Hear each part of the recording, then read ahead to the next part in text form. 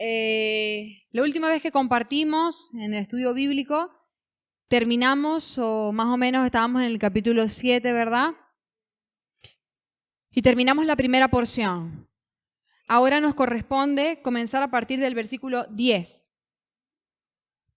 que se titula Jesús en la fiesta de los tabernáculos. Vamos a leer esta porción para iniciar.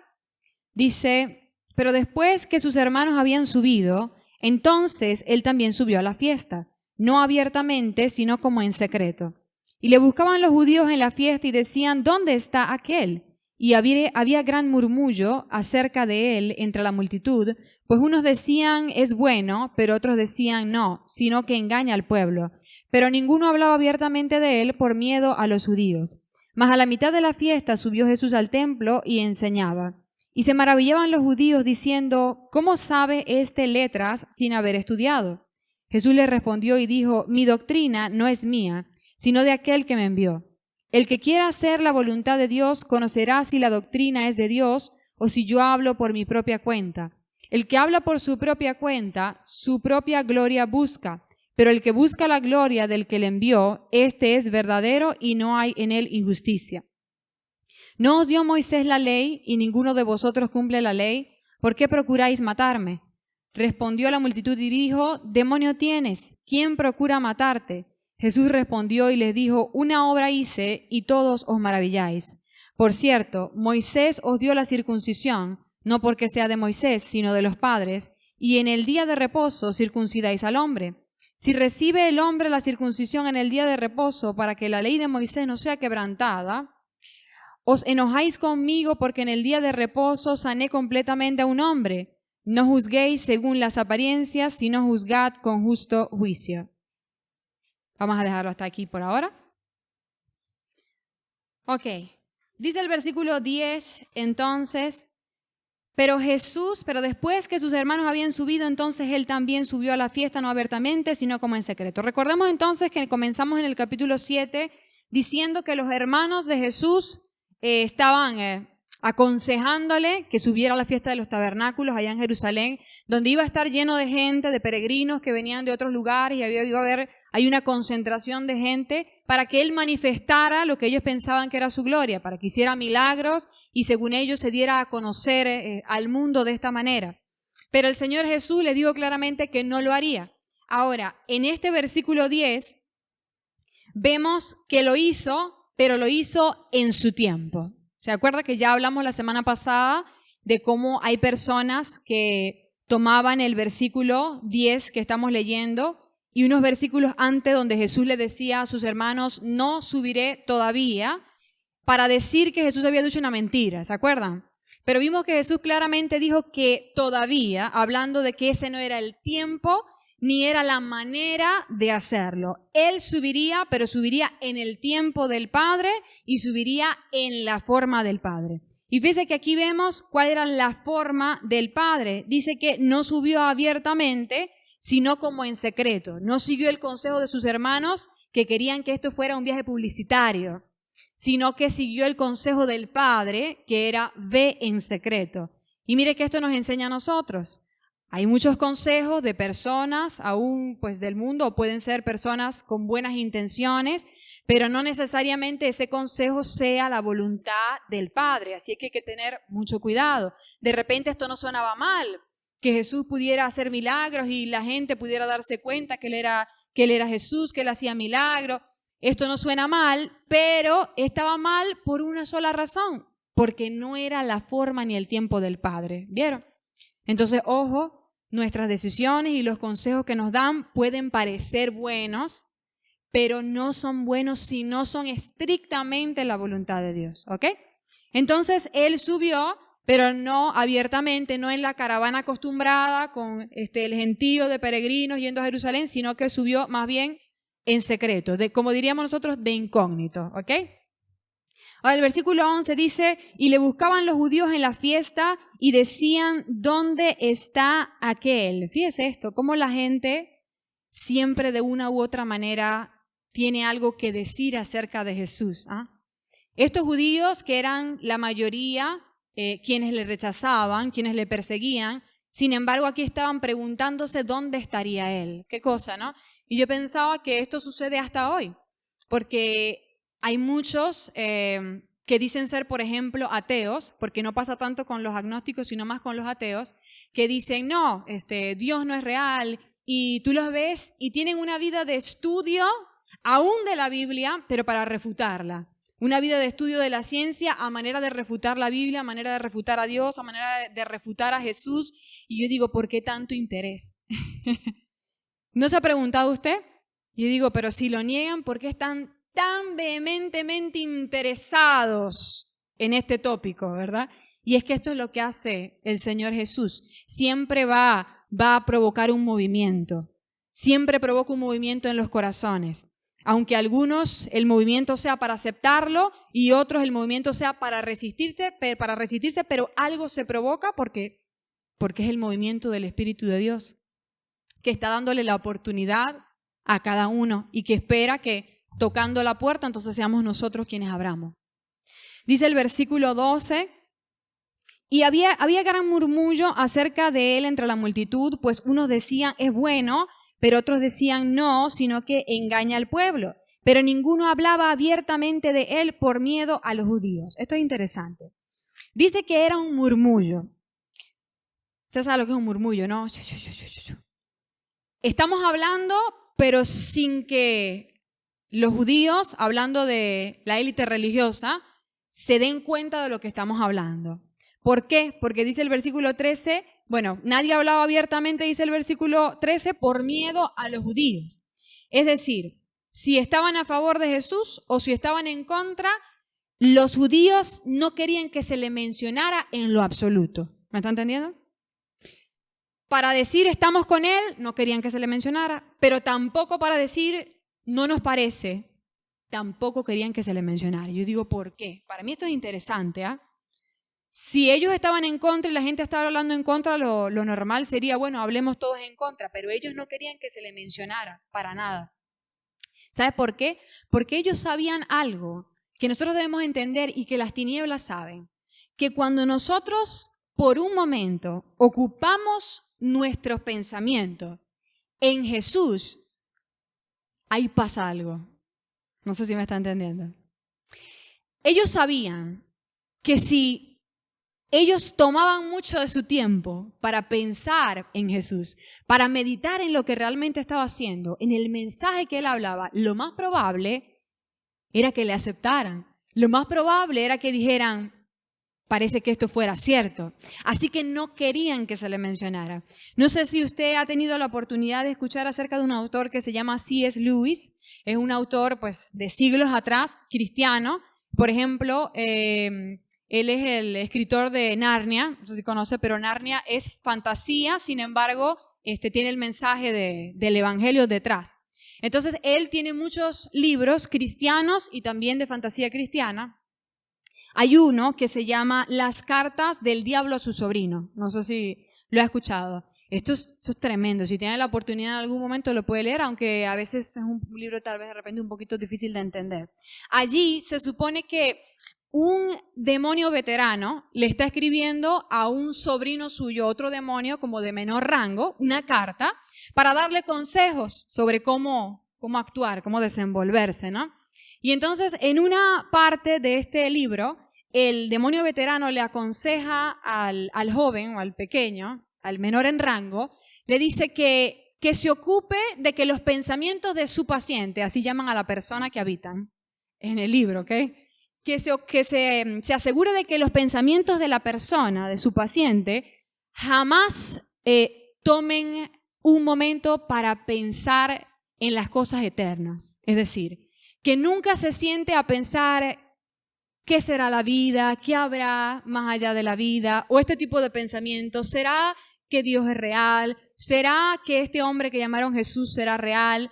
Que nunca se le encuentra a este paciente pensando en esto. ¿Sabe por qué? Porque los demonios saben que cuando nosotros tomamos un tiempo para meditar sinceramente en Dios, algo puede pasar. Y ahí hablan del caso de un hombre que estaba estudiando en la biblioteca y de repente empieza lo que llaman ellos a pensar en el mal camino. De repente empezó a pensar y dice que en un momento estuvo Jesús junto a él. Y rápidamente el demonio intentó, hey, tienes hambre, deja de pensar en esto.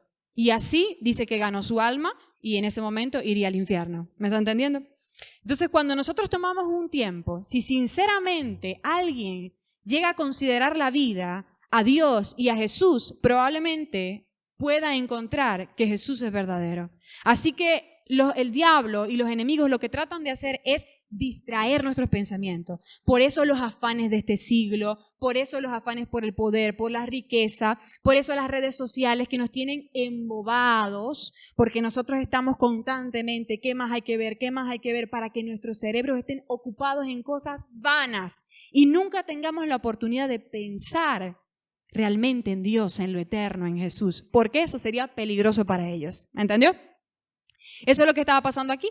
Los judíos sabían que para ellos sería peligroso que la gente se empezara a pensar en Jesús y en lo que él predicaba, porque probablemente en ese momento muchos se darían cuenta de que Jesús era verdadero. ¿Vio? Entonces estaban tratando de impedir esto.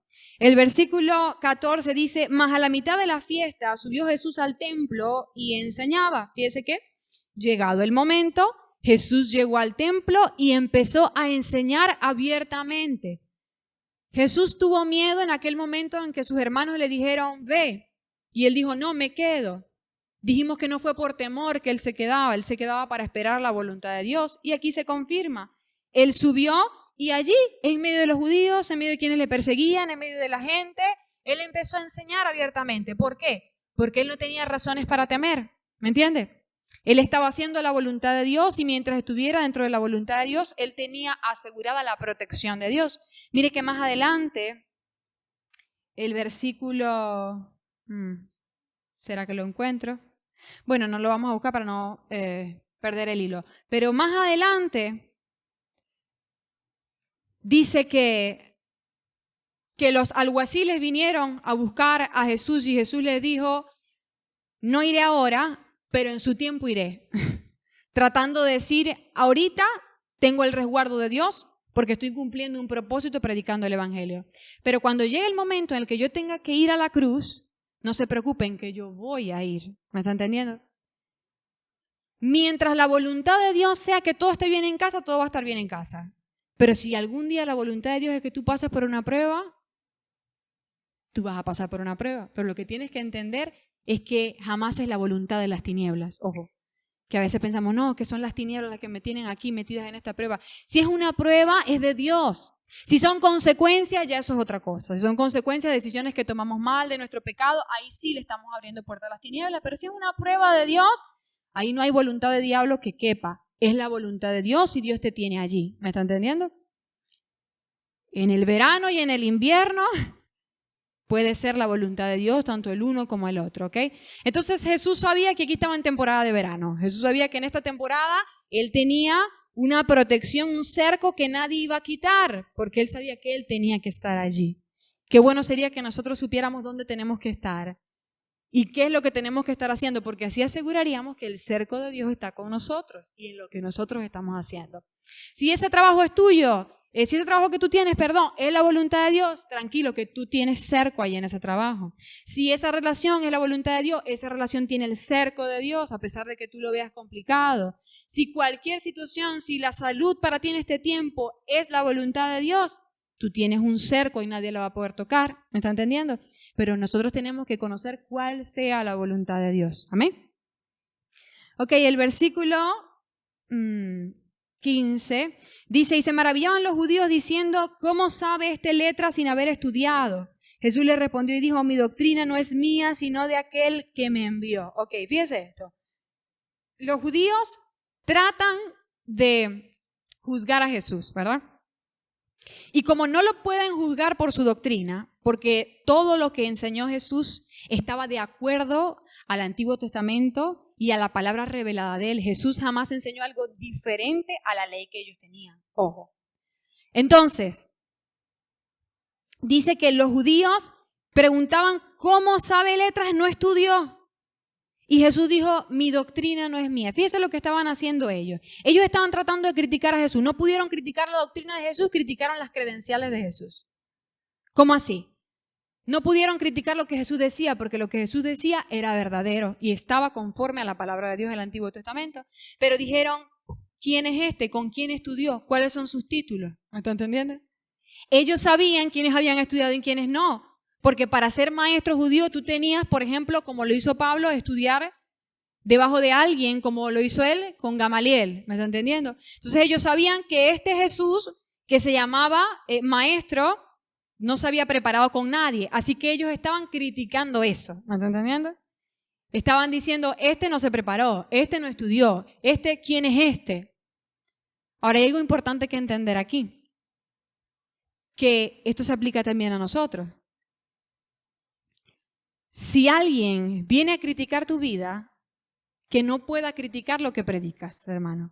Que no pueda criticar la verdad que sale de tu boca, porque eso tiene que ser conforme a la Escritura. Si quieren venir a criticar tus credenciales, no importa, porque a Jesús también lo criticaron. ¿Me está entendiendo? No importa cuál sea tu origen, es lo que estoy tratando de decir. No importa si tú vienes de una familia rota, si tú vienes de haberte divorciado, si tú vienes de, qué sé yo, cualquier otra cosa. No importa, porque la Escritura dice que el Señor hace cosas nuevas. Y la palabra dice que el poder de Dios se perfecciona en nuestra debilidad. ¿Me está entendiendo? Por eso Jesús les dice, hey, mi doctrina, piensen en mi doctrina, que no es mía, es del Señor. Dejen de ver mis credenciales. Dejen de ver si yo fui carpintero, si fui maestro. Pónganle ojo a lo que yo predico. Si ustedes le ponen ojo a lo que yo predico, ustedes se van a dar cuenta que yo soy verdadero. ¿Vio? Esto es lo que el Señor estaba diciendo aquí entonces. Jesús le respondió y dijo, mi doctrina no es mía, sino de aquel que me envió. Aquí otra cosa, y es que Jesús aparentaba haber sido estudiado, ojo. Pero él estaba diciendo que él no se había preparado solo. Está diciendo, mi doctrina no es mía, sino de aquel que me envió. O sea, ni Jesús fue autodidacta. Jesús nos enseñó él mismo. El Padre le enseñó a Jesús. ¿Me entiendes? Y esto es importante que tú y yo lo entendamos. Porque a veces nosotros empezamos a entender la palabra y empezamos a creernos autodidactas. Y decimos, no, ya yo entiendo la Biblia. Yo no tengo por qué ir al estudio bíblico, por ejemplo. Yo entiendo Juan, ¿para qué voy a ir a que me expliquen Juan? Por decirle algo, ¿verdad? No, yo voy solamente los domingos, yo no voy para los ayunos, yo no necesito, porque es que yo ya sé, yo ya pasé ese nivel. Cuidado, porque ni siquiera Jesús se enseñó él mismo, él fue al Padre para que el Padre le enseñara. Y si Jesús mostraba ser sabio, y si Jesús mostraba ser preparado y tener sabiduría y tener revelación, era porque el Padre había hecho esto en él. ¿Vio? Si nosotros queremos llegar a este punto en el que la gente diga, wow, mira la palabra de vida que sale de su boca. No es como predica, la palabra de vida que sale de su boca. Mira cómo el Espíritu lo usa. Si nosotros queremos llegar a ese punto, tenemos que estar yendo al Maestro. Tenemos que tener el hambre de, hey, cualquiera que se considere sabio en este siglo, como dice Corintios, ahora considérese que no sabe nada, necio, a fin de encontrar la verdadera sabiduría. ¿Ya? Si nosotros pensamos que la sabemos todas, ese fue nuestro límite, hasta allí llegamos. Pero si sabemos que dependemos de un maestro, primeramente de Jesús y luego de los maestros que el Señor nos haya puesto, llámese pastores, llámese líder de Betel, de célula, etcétera, llámese hermano que tiene más tiempo o cualquier hermano, porque cada uno tiene algo que enseñar y una experiencia con Dios, ¿verdad? Nosotros tenemos que tener oídos abiertos a esa enseñanza y allí se produce el crecimiento. ¿Amén? Ok, el versículo 17, el que quiera hacer la voluntad de Dios conocerá si la doctrina es de Dios o si yo hablo por mi propia cuenta. Esto es tremendo. Déjenme buscar una frase aquí que le anoté para leérsela textual. Teni dice, el entendimiento espiritual no se produce únicamente por aprender hechos o procedimientos, sino más bien depende de la obediencia a la verdad conocida. Le repito el versículo 17, dice, el que quiere hacer la voluntad de Dios, ojo, el que quiere hacer la voluntad de Dios conocerá si la doctrina es de Dios o si yo hablo por mi propia cuenta. ¿Quién va a adquirir conocimiento acerca de Dios? Quien quiere hacer la voluntad de Dios. ¿Lo vio? ¿Quién va a adquirir conocimiento? ¿Quién va a crecer en el Señor y en su conocimiento, en la revelación de Dios? Quien quiera hacer su voluntad. ¿Vio? ¿Cómo así? Tú y yo tenemos que demostrar hoy que nosotros queremos obedecer a Dios. Si con la verdad que tú conoces hoy, tú obedeces, si a la verdad de Dios, a la Biblia, a la palabra que tú conoces hoy, tú la estás obedeciendo, créeme que mañana se te va a revelar más Biblia, más palabra, para que tú sigas obedeciendo, obedezcas más. ¿Por qué? Porque demostraste que tú quieres hacer la voluntad de Dios. El Señor se revela ante estos, ante los que quieren hacer la voluntad de Dios. Por eso es que hay tantos que se resisten a la palabra, que están en orgullo, en rebelión o en tantas cosas y no terminan de entender. Tú te encuentras con personas que están resistentes a la palabra y tú les hablas con la Biblia y tú te preguntas, pero ¿cómo no pueden entender algo tan sencillo? ¿Qué pasa? Que no quieren obedecer. ¿Me está entendiendo? Y como no quieren obedecer, no se les revela la Biblia. ¿Qué hacemos en ese caso? Dejamos de pelear con ellos, con la Biblia, y empezamos a orar por ellos.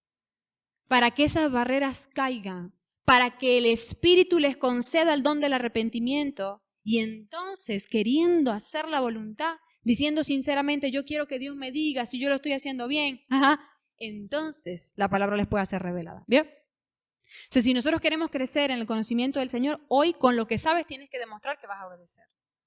¿Amén? Ok, el versículo 18 dice, el que habla por su propia cuenta, su propia gloria busca, pero el que busca la gloria del que le envió, este es verdadero y no hay en él injusticia. El Señor está hablando de sí mismo, está diciendo que Él no está buscando su gloria, que Él siempre ha buscado la gloria del Padre. Y esto es una marca de un verdadero maestro, o de un maestro genuino, que viene de parte del Señor. ¿Qué es esto? Repito. Dice, el que habla por su propia cuenta, su propia gloria busca. El que no viene de parte de Dios, el que no es un maestro de parte del Espíritu, dice, busca su propia gloria. Pero si alguien busca la gloria de Dios, este es verdadero. ¿Vio? Ojo clínico con los maestros que escuchamos. Porque por algo dice la Biblia que por sus frutos les conoceréis. Nosotros podemos utilizar este indicador de si un maestro es verdadero. Si una persona está buscando su gloria, su beneficio, su bienestar, su ganancia, y no los planes de Dios, entonces podemos empezar a pensar que ahí algo está pasando. Que ese mensajero no está hablando de parte de Dios. Como siempre les digo, cualquier persona que venga y se llame profeta y le quiera poner las manos, usted tiene que medir a esa persona, usted tiene que pesar a esa persona, examinarlo todo, dice la Escritura, y retener únicamente lo bueno. Y una de las cosas que usted puede ver en esa persona, su vida, es qué está buscando esta persona. Esta persona está buscando que usted vaya y hable de fulano, tiene tremendo poder de Dios, mira cómo me puso las manos y me dijo esto y aquello. ¿Eso es lo que fulano está buscando? ¿O está buscando la edificación de la iglesia, los planes de Dios? ¿Me entiende? Indicadores que nos dio el Señor Jesús. Hablando de sí mismo, el mismo Jesús no buscó su gloria, siempre buscó la del Padre. Entonces ningún maestro, ni usted ni yo, podemos estar buscando nuestra propia gloria. Si estamos buscando eso, no somos maestros enviados por el Espíritu, no estamos hablando de parte del Espíritu. Amén. 19 dice, no os dio Moisés la ley y ninguno de vosotros cumple la ley. ¿Por qué procuráis matarme? Respondió la multitud y dijo, demonio tienes, ¿quién procura matarte? Mira lo que está diciendo el Señor aquí. El Señor se está comparando con estas personas. Está diciendo, yo genuinamente busco la gloria del Señor, yo genuinamente cumplo la ley de Moisés. Y ustedes tienen la ley, pero ustedes no la cumplen. Uy, me encanta cómo el Señor hablaba, como diríamos nosotros, claro y pelado, ¿verdad? Y es que a veces nos cuesta. A veces cuando tenemos que decir las cosas que no son tan bonitas de escuchar, como que no las queremos decir, ¿verdad? Pero si el Espíritu nos da la oportunidad, no es que vamos a estar allí señalando y criticando a todo el mundo. Si es que el Espíritu nos da la oportunidad de edificar a alguien a través de una palabra de este tipo, clara y pelada, hágalo, si es el Espíritu el que le está moviendo. Porque las palabras bonitas, como las palabras que son duras, como diría Pedro, dura palabra es esta, ambas son de vida eterna, ambas son necesarias. Amén. Así que el Señor no se contuvo y les dijo claramente, ustedes no cumplen la ley de Moisés. Y ya lo vimos antes. ¿Por qué? Porque no lo aceptaban a él. Y en la ley estaba manifestado quién era Jesús, pero ellos no querían aceptarle, no querían reconocerle. ¿Por qué procuráis matarme? Ahora, la multitud dice, ¿quién procura matarte? Y es que vamos a entender algo. Esta multitud no sabía cuáles eran los planes de los judíos. O sea, como nuevamente, de la religión o de la élite judía. Esta era la gente del pueblo. Ellos no sabían necesariamente lo que ellos planeaban en lo secreto, porque vimos en Juan capítulo 5, cuando Jesús sanó al paralítico de Betesda, vimos que ya los judíos habían determinado que lo iban a matar. Pero estos eran planes de ellos. La gente común no tenía por qué saber esto. Entonces, por eso le dicen a Jesús, ¿pero quién te procura matar? Ellos pensaban que Jesús estaba paranoico, ellos pensaban que Jesús estaba loco. Ahora, a mí me llama demasiado la atención esta frase, demonio tienes. Y nosotros diríamos, uy, qué miedo decirle así al Señor. Pero a veces nos encontramos diciéndole cosas similares. Porque a veces el Señor nos habla de sus planes y de su voluntad y nosotros decimos, pero tú lo que estás de loco. ¿Sí o no? ¿No se ha encontrado diciéndole alguna vez esto al Señor? ¿Pero de qué estás hablando tú? Como diría mi mamá, por ejemplo, cuando el Señor le habló por primera vez de que sería pastora, muchísimos años, y por muchos años después de que el Señor le habló, ella sirvió aún en la iglesia en la que estaba. Esa vez ella quedó loca. Me perdona la expresión, pero esa vez ella quedó como ¿de qué me estás hablando tú? ¿Me estás entendiendo? Y así muchas veces nosotros quedamos cuando Dios nos habla de sus planes, porque la mayoría de las veces son diferentes a los planes de nuestras almas, de nuestros pensamientos. Sus pensamientos son más altos que los nuestros. Entonces, cuidado con que nos encontremos diciéndole al Señor, demonio tienes. ¿Ah? Dice el versículo 22 a 21. Jesús respondió y les dijo, una obra hice y todos os maravilláis. Aquí está haciendo referencia a la sanidad del paralítico de Betesda. El 22 dice, por cierto, Moisés os dio la circuncisión, no porque sea de Moisés, sino de los padres, y en el día de reposo circuncidáis al hombre. Si recibe el hombre la circuncisión en el día de reposo, para que la ley de Moisés no sea quebrantada, os enojáis conmigo porque en el día de reposo sane completamente un hombre. Mire, no tenía sentido lo que estos judíos estaban haciendo en contra de Jesús. No tenía sentido de acuerdo a la ley.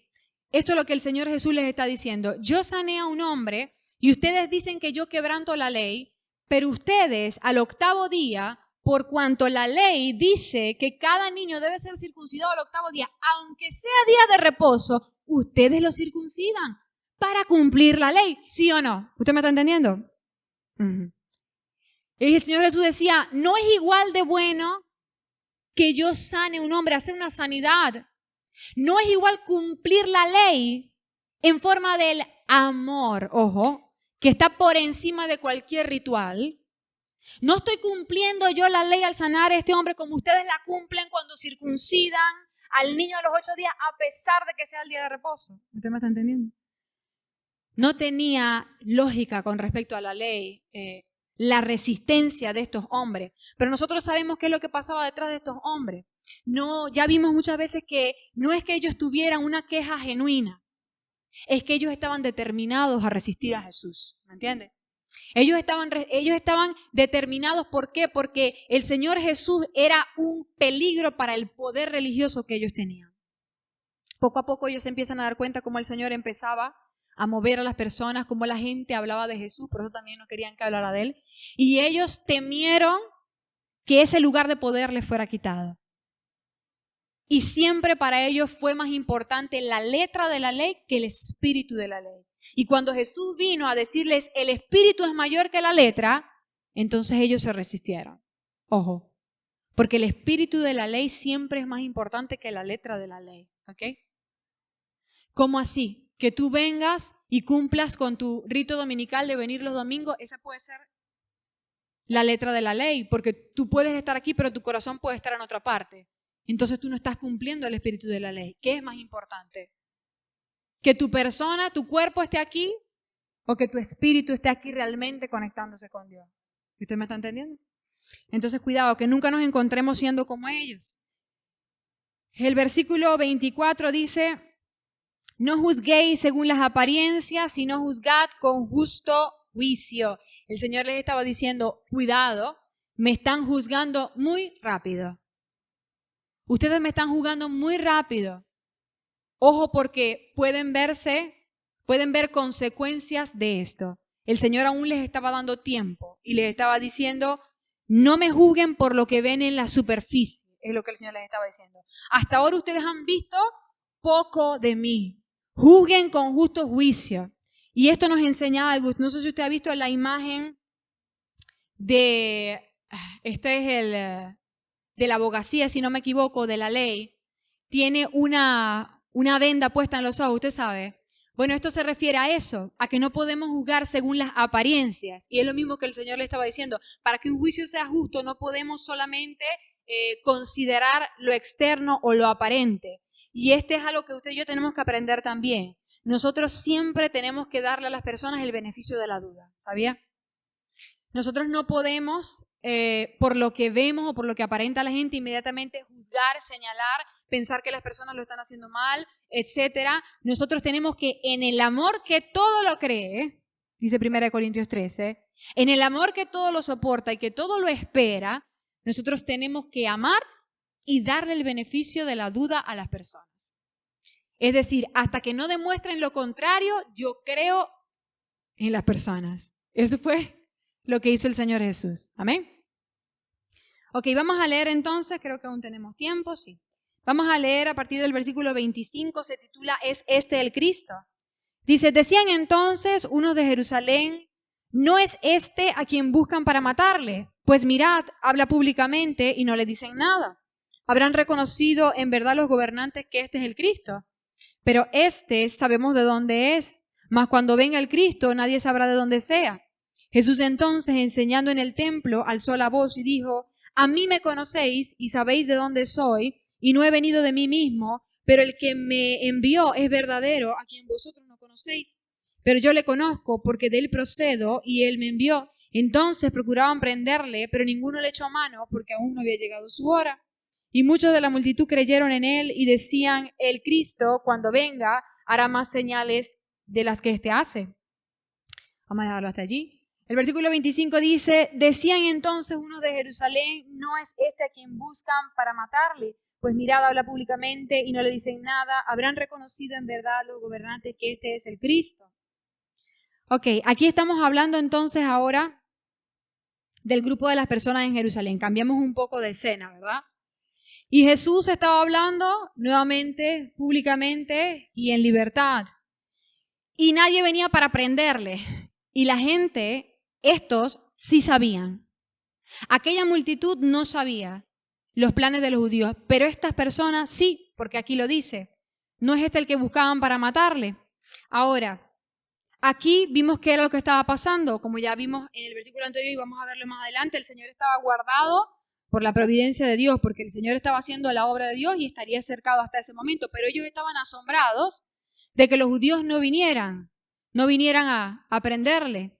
Ahora el versículo 27 dice, pero este sabemos de dónde es, mas cuando venga el Cristo nadie sabrá de dónde sea. Ok, entonces ellos empiezan a hablar acerca de una duda que tenían. Este sabemos de dónde es.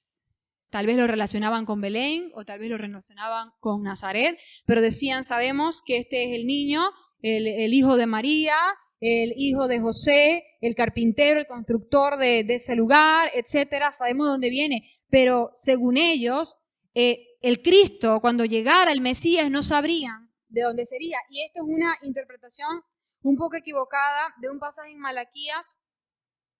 Vamos a leerlo rápidamente si es que lo encuentro.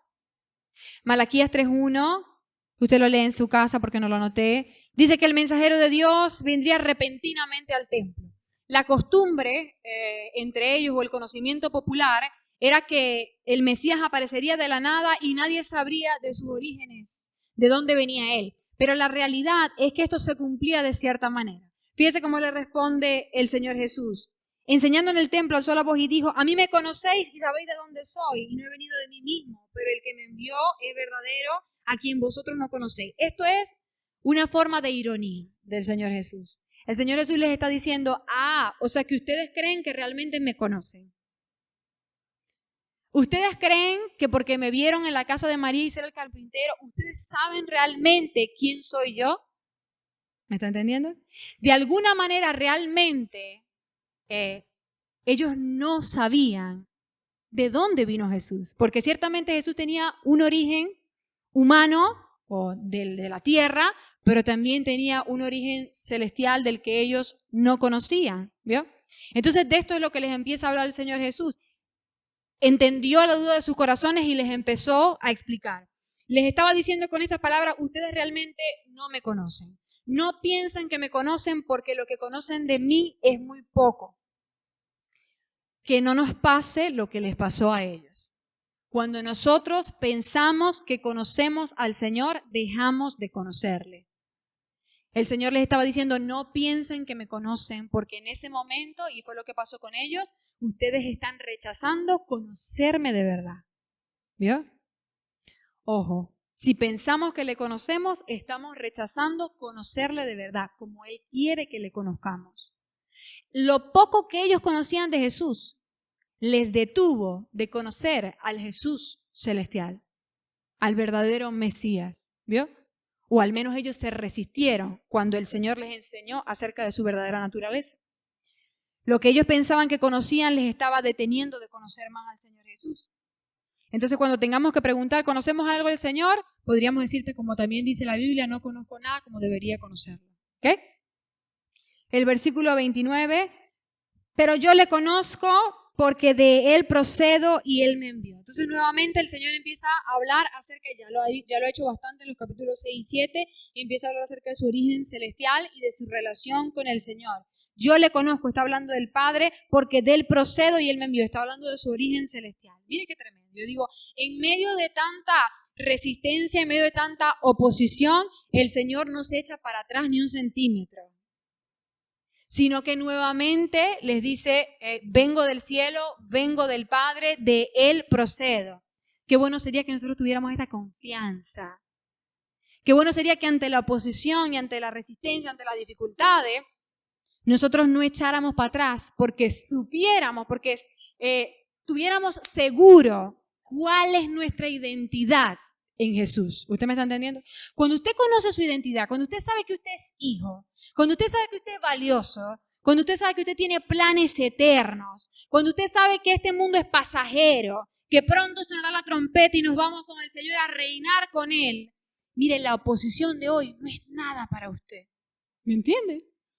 Eso es lo que estaba pasando con el Señor Jesús. Él no se fue a echar a llorar porque esta gente le estaba resistiendo. Él dijo, yo procedo de Dios, sé quién soy. Jesús no era un maestro confundido. Él tenía una identidad firme y por eso en el Padre, en su relación con el Padre, pudo resistir tanta oposición. Igual nosotros. Si la pequeña oposición que nos hacen en el trabajo o los vecinos, ay, el aleluya, el evangélico, nos duele demasiado, tenemos que examinarnos al vecino porque le ponemos la mirada a ellos. No, ellos son unos impíos, ellos son... Pongamos la mirada en nosotros y veamos cómo está nuestro corazón con el Señor. ¿Realmente nosotros tenemos identidad en Dios? ¿Realmente nosotros estamos encontrando esa seguridad en nuestra relación con el Padre? Amén. Porque nosotros no podemos cambiar el mundo. Cuando Jesús oró por los discípulos, habló de que ellos estarían en el mundo, pero no eran del mundo. Y como no eran del mundo les iba a rechazar. No podemos cambiar el mundo. Hasta que el Señor venga y llegue el tiempo, no habrá tierra nueva y cielo nuevo. ¿Me está entendiendo? Este tiempo nos toca vivirlo. Entonces no vamos a cambiar afuera, vamos a fortalecer adentro. ¿Amén? Ok, el versículo 30 dice, entonces procuraban prenderle, pero ninguno le echó mano porque aún no había llegado su hora. ¿Vio? Aún no había llegado su hora. Así de sencillo. Mientras no fuera la voluntad del Padre que Jesús experimentara dolencia, Él estaría bien, ¿ok?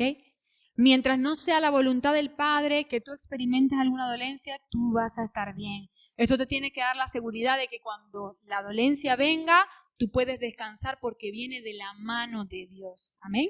Viene de la mano amorosa de Dios para formarte, para hacerte crecer, para que aprendas, para que lo conozcas, ¿amén? El versículo 31 dice, y muchos de la multitud creyeron en Él y decían, el Cristo cuando venga hará más señales que las que éste hace. Qué hermoso. Dice, muchos de la multitud creyeron en Él, ¿vio? Siempre que se predica a Cristo, van a haber estas dos reacciones. Siempre van a haber personas que se resisten.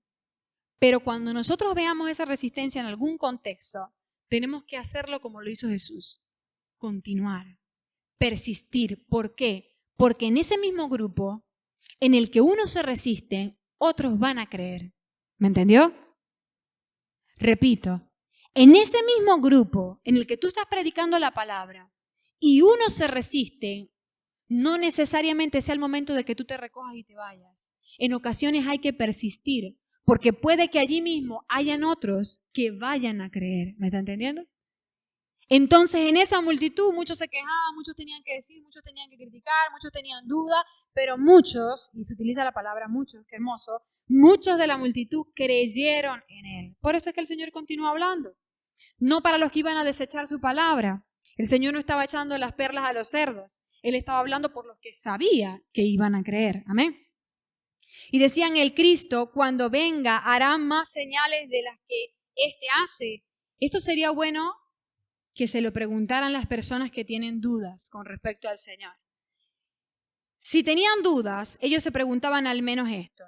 Si este no es el Cristo, si este no es el verdadero Mesías, cuando venga el que sí es, hará más señales que las que éste hace. O sea, cuando venga el que es real, según ellos, tendrá algo mejor para ofrecernos que este hombre. ¿Me está entendiendo? Las personas que tienen dudas deberían, en algún momento de su vida, y si usted se encuentra en algún momento con una persona con dudas de esta índole, usted debería preguntarle, bueno, tienes dudas con respecto a Jesús, pero yo te pregunto, ¿hay alguien que te ofrezca algo mejor que lo que Jesús te ofrece? ¿Usted me está entendiendo? ¿Hay alguien que te ofrezca algo más grande que el perdón de tus pecados? Que la limpieza de tus vergüenzas, de tu culpa, porque todos cargamos con una culpa, con una vergüenza del pasado. ¿Hay alguien que te ofrezca la sanidad, la paz de tu alma como la ofrece Jesús? Porque las películas te distraen, los pasatiempos te distraen, el alcohol te distrae, la fornicación te distrae, pero cuando llegas a tu habitación después de haber fornicado, después de haberte emborrachado, después de haber jugado, después de haber ido a la fiesta, esa paz permanece en tu corazón. ¿Tiene algo mejor para ofrecerte el mundo? ¿Tiene algo mejor para ofrecerte el gobernante, el alcalde? ¿No se quedan sus manos cortas por muy buenas intenciones que tengan? ¿Quién podría ofrecerte algo mejor que el Señor Jesús? ¿Me está entendiendo?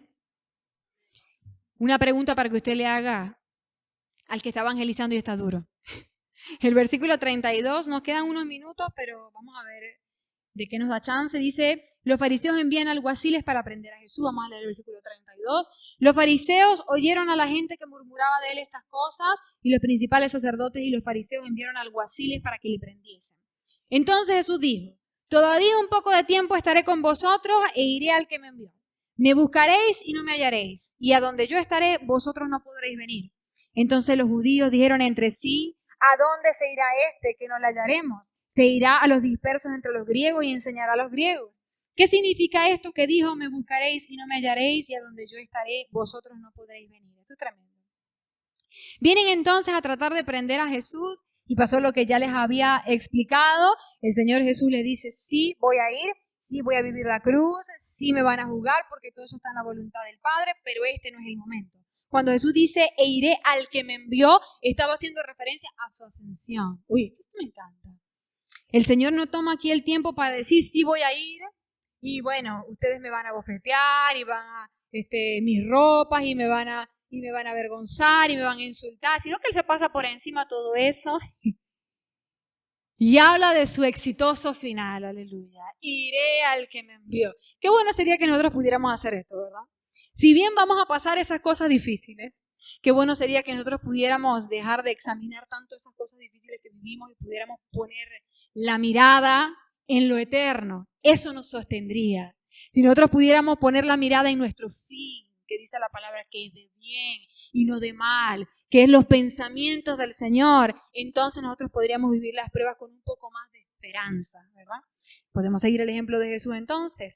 Ahora dice el versículo 34. Me buscaréis y no me hallaréis, y a donde yo estaré, vosotros no podréis venir. Entonces los judíos dijeron entre sí, ¿a dónde se irá este que no le hallaremos? Se irá a los dispersos entre los griegos y enseñará a los griegos. Mire esto, el Señor estaba hablando de algo espiritual y ellos se vuelven a algo físico. Ellos pensaban que el Señor estaba refiriéndose a que si los judíos en Jerusalén y acá no le aceptaban, entonces Él se iba a ir a hacer, un viaje, una travesía por allá, por los países, por los pueblos griegos, ¿verdad? Para ver allá quién escuchaba a Jesús. Ellos estaban pensando que Jesús tenía una segunda opción, pero el Señor no estaba hablando de eso. El Señor estaba hablando de una verdad espiritual. El versículo 36 dice, ¿qué significa esto? Que dijo, me buscaréis y no me hallaréis, y a donde yo estaré, vosotros no podréis venir. Mire esto. De alguna forma, ellos temieron de lo que se estaban perdiendo. Hasta ahora solo criticaban a Jesús, pero Jesús les dijo, llegará un momento en el que ustedes me van a querer, me van a buscar, y en ese momento ya no va a haber oportunidad. Ojo. Ojo, porque la oportunidad es hoy. Amén. Nosotros no podemos estar diciendo aún a estas alturas, no, mañana aún tengo tiempo de arrepentirme. Mañana aún tengo tiempo de poner las cosas en mi casa en orden. Mañana aún tengo tiempo de buscar al Señor de verdad, porque mañana no está asegurado, ¿ok? Puede que llegue el momento en que nosotros queramos y ya no sea el momento de hallar, porque ya se nos haya dado la oportunidad antes, ¿ok? Antes de poner en orden la casa, de obedecer, de buscar al Señor, de servirle, etcétera, ¿ok? Ahora, aquí hablando en el contexto de ellos temieron. O sea que nos vamos a perder de algo. Por ahí lo llaman FOMO. Fear of missing out. Temor a perderse algo. ¿No le ha pasado? Que la gente está hablando de algo por ahí y usted quiere saber, no sé, que es algo importante, ¿verdad? Están hablando por ahí de algo muy emocionante y usted dice, ¿qué será eso? ¿Será que hay gasolina? Vamos a ver. Hay algo dentro de nosotros que nos dice, te estás perdiendo de algo, no te pierdas de nada, corre. Eso es lo que estaba pasando en el corazón de ellos. Y mire que fue tanto así que repitieron exactamente las palabras que Jesús dijo. En el versículo 36 dice, ¿qué significa esto que dijo? Me buscaréis y no me hallaréis, y a donde yo estaré, vosotros no podréis venir. Me impacta. Se aprendieron tal cual la frase de memoria y la repitieron. Pero ¿qué interés? ¿Qué interés? Miren, nosotros deberíamos tener un poquito de este miedo. Un poquito de este miedo en un sentido santo. Porque como le dije, la oportunidad puede ser hoy. Y aún o más para las personas que no conocen al Señor, nosotros podríamos decirle algo así. Mira, si Jesús no es real, si en Jesús no tenemos nuestros pecados lavados y si nosotros no vamos a tener que comparecer ante Jesús, si tú lo buscas hoy y mueres, ¿qué pierdes? ¿Qué pierdes si te encuentras en la otra vida y te das cuenta que Jesús era falso? ¿Qué perdiste al buscar aquí a Jesús? Pregunto. ¿Qué perdiste? Nada, no perdiste nada. Pero ¿y qué si el caso es contrario? Y no lo buscaste hoy, pero cuando estés allá te das cuenta que esa era la verdad. ¿Qué perdiste? Todo. ¿Está entendiendo? Otra para que se lo diga a su hermano familiar que está difícil. Un poquito de temor santo, porque si tenemos temor, el único temor que deberíamos tener es temor del Señor. Amén. Vamos a dejarlo hasta aquí entonces para que no se nos... Faltan unos minutos, pero la otra porción todavía nos falta bastante, así que vamos a dejarlo por aquí hasta hoy. Sí, faltan 10 minutos. Ah, seguimos, sí, para. Dios le bendiga. Vamos a ver, bueno, vamos a leerlo. A ver, ¿qué dice usted? Lo que pasa es que 10 minutos me parecen poquito. Dice el versículo 37. En el último y gran día de la fiesta, Jesús se puso en pie y alzó la voz diciendo, si alguno tiene sed, venga a mí y beba. El que cree en mí, como dice la Escritura, de su interior correrán ríos de agua viva. Esto dijo del Espíritu que habían de recibir los que creyesen en él, pues aún no había venido el Espíritu Santo, porque Jesús no había sido aún glorificado. Aquí bastantes cosas que decir, y aquí se refiere a una costumbre en la que se derramaba agua en el templo, y el Señor habla figuradamente de cómo esta agua le simbolizaba a él. Dice, en el último y gran día de la fiesta, Jesús se puso en pie, alzó la voz, diciendo, si alguno tiene sed, probablemente viendo cómo esta agua era derramada, entonces empieza a hablar de sí mismo, porque siempre, ¿verdad? Siempre es más importante ver el espíritu y el fondo de las cosas a ver la forma, ¿verdad? El que cree en mí, como dice la Escritura, de su interior correrán ríos de agua viva. Aleluya. ¿Qué significa esto? El que cree en mí, como dice la Escritura, de su interior correrán ríos de agua viva, y dice que habla del espíritu más adelante. ¡Wow! Qué bueno es que en Jesús nosotros tenemos asegurado el mismo mover del espíritu en usted y yo, que somos frágiles, ¿verdad? Que somos tal vez indignos. Eso mismo que se movió en Jesús por el Espíritu de Dios, llámese el poder, llámese el amor, la compasión, el fruto del Espíritu, porque a veces nos es más difícil el fruto del Espíritu que los milagros, ¿sí o no? ¿Qué es más difícil, o al menos esta es mi opinión? ¿Ponerle las manos a alguien y orar por él para que se sane, o morderme la lengua en la casa y no hablarle mal a mi esposo? ¿Qué es más difícil? ¿Me está entendiendo? Entonces, en el sentido del poder del Espíritu para otros y en el sentido del poder del Espíritu para sí mismo, como Jesús lo demostró en todo esto que venimos leyendo, como Jesús lo demostró en el hecho de que habló la palabra en ellos, a pesar de que ellos le estaban resistiendo, continuó hablando de la palabra a pesar de que le rechazaban. Todo esto habla de fruto del Espíritu, habla de amor, habla de compasión, habla de paciencia, habla de bondad, habla de benignidad, ¿me está entendiendo? Y esto, el Señor se para y les dice, ustedes quieren todo esto, lo pueden tener, wow, lo pueden tener y puede correr de ustedes como ríos de agua viva, ¿pero qué? En Él. El que cree en mí, esto dijo del Espíritu que habían de recibir los que creyesen en Él, pues aún no había venido el Espíritu Santo. Sabemos esto, ¿verdad? En este tiempo el Espíritu Santo estaba en Jesús y en el Antiguo Testamento se manifestó en ciertas personas por momentos específicos para labores específicas, pero luego de que el Señor Jesús ascendiera, entonces, esto lo vamos a ver más adelante, el Señor Jesús les promete a los discípulos que Él le pediría al Padre, al Espíritu Santo, y por eso los discípulos esperan allá durante el Pentecostés la venida del Espíritu Santo. Todo esto ocurriría, esos ríos de agua viva ocurrirían por el poder del Espíritu, que vendría en el momento o luego de que Jesús fuera glorificado. Ojo, ¿qué significa esto? Jesús tenía que cumplir su misión. A veces pensamos, ay, pero qué bueno hubiera sido que Jesús no hubiera tenido que vivir lo que vivió, ¿verdad? Qué bueno hubiera sido que Jesús no hubiera tenido que sufrir los látigos, la corona de espinas, la vergüenza, etc.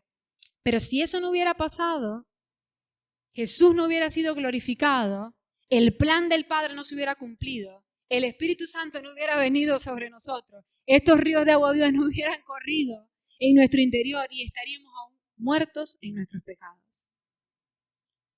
Entonces, ¿qué tenemos que hacer nosotros?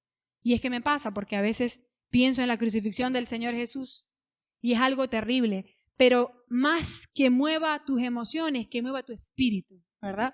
Más que cuando estudiamos la descripción de cómo Jesús fue crucificado y todo lo que pasó Él, más que, ay, me duele llorar, que cambie tu vida. Que tú lo leas y salgas de ahí y digas, no tengo que ser una persona diferente. Y digas, los clavos de Jesús me van a hacer usar mis manos para algo bueno. ¿Vio? Los clavos de los pies de Jesús van a hacer que mis pies corran para las cosas buenas.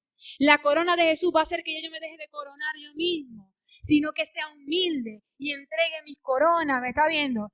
Todas estas cosas, los látigos de Jesús, las llagas de Jesús van a hacer que yo hoy cuando esté enfermo, cuando tenga una dolencia, yo crea y tenga fe y no me quede abollada en mis circunstancias, sino que le crea al Señor que cambie nuestras vidas. Amén. Porque el Señor tuvo que ser glorificado para que estas grandes cosas, comenzando por el Espíritu y el mover del Espíritu Santo en nuestra vida, ocurrieran. Amén. La semana que viene hablamos un poquito más de aquí, porque aquí hay contexto histórico del que hablar, pero al menos tenemos una idea, ¿verdad? Oramos.